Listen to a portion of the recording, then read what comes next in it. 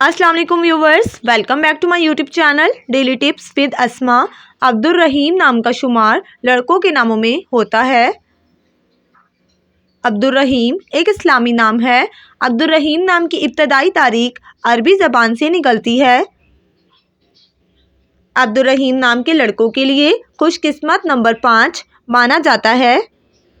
अब्दुल रहीम नाम का मतलब है खिदमत करने वाले का खादिम।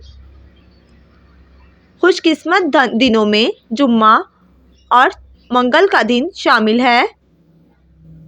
अब्दुल रहीम नाम का शुमार इंटरनेट पर सबसे ज़्यादा सर्च होने वाले नामों में से होता है।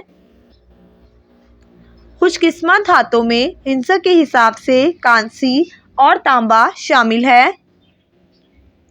अब्दुल रहीम नाम के अफराद के लिए मुआफिक रंगों में सुर्ख बनफशी रंग शामिल है।